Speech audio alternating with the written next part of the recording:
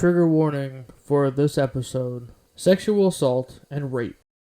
In the criminal justice system, all defendants are innocent until proven guilty, either by confession, plea bargain, or trial by jury. This is one of those trials. After writing on police procedurals, Hill Street Blues, and Miami Vice, Dick Wolf developed a new kind of procedural. On September 13th, 1990, Law & Order premiered on the National Broadcasting Channel. Wolf wrote an episode based on the Robert Chambers case. After this, Wolf wanted to go deeper into the psychology of crimes to explore the role of human sexuality. Originally titled Sex Crimes, Law & Order SVU debuted on September 20th, 1999. On September 30th, 2001, Law & Order Criminal Intent debuted on NBC. Wolf started working on a new procedural focused primarily on the lawyers. Law & Order Trial by Jury debuted March 3rd, 2005. So because it's a Law & Order show, there are crossovers, and I will explain all of them. So we begin with Arthur Branch, the current Manhattan DA, who replaced Nora Lewin. Most Law & Order spin-offs have already established characters in it, so the viewers have someone they recognize. Like in SVU, they have Abby Carmichael and Emil Skoda from Law & Order. Episode 1 is about Homicide Bureau Chief Tracy Kyber trying to tackle the murder of a Broadway actress by her producer. They don't have a body or evidence, but they make the case. Tracy and 88 Kelly Gaffney work together, and Gaffney is usually second chair in cases. Lenny Briscoe and Hector Salazar try to find evidence they need. Kyber and Gaffney present the case, and the jury goes into deliberation, and then they get the body they needed. Doesn't matter though, they get the conviction anyway. Episode 2 begins with Miss Kyber standing in front of a shrine for a fallen officer. Now we see the defense side in the series, something we don't usually see in cop procedurals. We see Bruno's lawyer explain to him he could win millions. His baby mama saw dollar signs. This, however, did not happen as Tracy got the conviction again, so far batting 1,000. Unfortunately, Jerry Orbach, who played Lenny, died after the filming of this episode due to cancer. He's never brought up again. Episode 3 is about a dad who kills a convicted pedophile. The pedophile moves in with his mother and then gets murdered. And it's found out that the dad's lawyer knew about it, and after his daughter talks to the criminal, her dad calls his lawyer, and she tells him to kill the guy. He does. Now his lawyer is arrested and charged with the murder. Episode 3 is about a dad who kills a convicted pedophile. The pedophile moves in with his mother and then gets murdered. And it's found out that the dad's lawyer knew about it, and after his daughter talks to the criminal, her dad calls his lawyer, and she tells him to kill the guy. He does. Now his lawyer is arrested and charged with the murder. Episode 4 is about a young woman who is killed. There are 3 suspects: a rich guy, a bad boy, and her ex-boyfriend. Everybody blames each other, but then the ex turns on the rich guy. This continues until he exposes something that would make Tracy ask more questions, and he is found out. The ex and the rich guy are both convicted. Episode 5 sees Elizabeth Moss as a baby killer. During the trial, Asif Mandi discusses it with Judge Amerly, another judge we see throughout the series, and makes a sexist comment about how women are just trying to make the case more than it is. The defense tries to push the child's murder on the mother, a doctor. The jury does not buy this and finds Miss Nevins guilty. Judge Patel, however, vacates the verdict and dismisses the indictment. Episode 6 is about Ken Jackson, who is involved with another woman who isn't his wife. Ken's former teammate mentions a reporter who the investigators interview, and she tells a story of rape. The DA's office got his DNA and find another one of his victims, this one from his college days. The jury convicts him. Episode 7 is about Mr. Soin shooting someone at his bank. He triggers the panic button. Tracy finds his case to be more difficult since his son is in a coma. Mr. Soin fires his lawyer and represents himself. One of the jurors is replaced as he cannot remain open-minded during the trial. The jury is pretty much on his side the whole time until the end where he is convicted. It kind of comes out of nowhere, to be quite honest. Episode 8 is about Ed Green getting shot. This is a continuation of the Law & Order episode titled Tombstone. Detective Fontana does not want to work with the DA's investigator Hector Salazar. Hector wedges himself in anyway and sees Fontana use some less than above water tactics.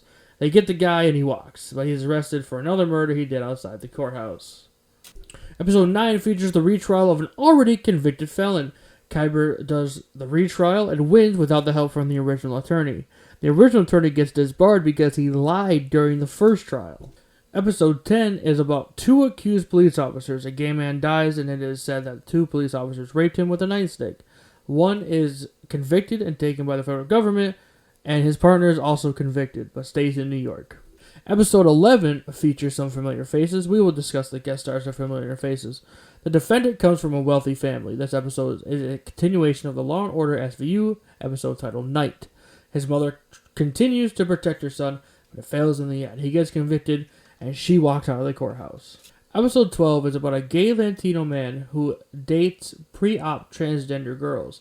His father kills his girlfriend and leaves his son to rot in prison after he gets off. Okay, let's take a break. Let's discuss the guest stars. Episode 1, Tony Bill stars. Bill is a movie star from the 70s. He also directed a few movies and owned the 72 Market Street Oyster Bar and Grill in Venice, California, with fellow actor Dudley Moore until 2000. Also in Episode 1, Annabelle Sciorra is probably best known for her role in HBO's The Sopranos. Episode 2, Peter Coyote guest stars, and Mr. Coyote has a lot of credits, including E.T., Patch Adams, and The Legend of Billie Jean. Carrie Lowell reprises her role as Judge Jamie Ross from Law & Order. Episode 3 sees Aidan Gillen, a Scottish actor who played John Reed in Bohemian Rhapsody. Episode 3 also sees Lorraine Bracco, an actress with a very distinctive husky voice. She played Henry Hill's wife in Goodfellas, Karen Hill. Episode 4 sees Adam Organ from Seventh Heaven and Ebon Moss-Bachrach, who currently plays Richie in Hulu's The Bear. Episode 5 features Elizabeth Moss, most known for her role as June Osborne in Hulu's The Handmaid's Tale, and Asif Mandev, who is a great character actor and rejoins the Law & Order universe once again after being on an episode of SVU. Episode 6 features Demain Radcliffe, who's most known for his role in Step Up, and his wife in the episode is played by the Fosters' Sherry Som. Episode 7 features Carrie Lowell again reprising her role as Judge Jamie Ross, and Jeff Perry, who is known for his role of Richard Kotaminsky in My So-Called Life. Episode 8 is a crossover episode with the original Law & Order series. This sees Dennis Farina as Detective Fontana, Jesse L. Martin as Detective Ed Green, S. Epatha Murkinson as Lieutenant Anita Van Buren, Sam Waterston as EADA Jack McCoy, and from SVU, Richard Belzer as Detective John Munch, with Ricky Coster as the bad guy.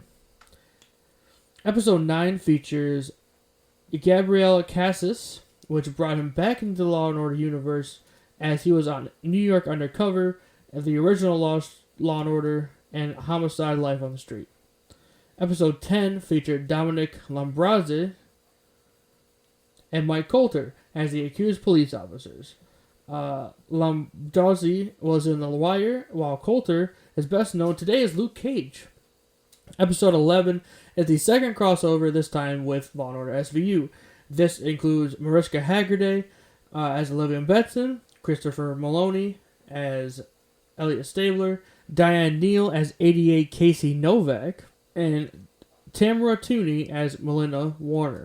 This is the second continuation episode, as this features Alfred Molina, who's best known as Doc Ock from Spider-Man 2, and Angela Lansbury, who's most known for Murder, She Wrote. Lansbury unfortunately passed away October 11, 2022. Episode 12 features Victor Rask, who actually returns to the Law & Order universe. He was known for his 50 Shades of Grey trilogy starring roles. Giancarlo Esposito also guest stars. He's best known for Gus Fring from Breaking Bad. Okay, let's end the video. Episode 13 is about a doorman saving a woman from a homeless man attacking her. She accused the homeless man of stalking her, but it turns out the doorman's the real stalker. Tracy wins the case and the show ends. Thank you everybody for watching. This video was in production for so long, I needed to get it out. Comment below any more short-lived shows you want me to cover. Subscribe to the channel because I'm going to make so much more content this year. I hope y'all like it. Thank you all for a great 2022, and I'll see you next time.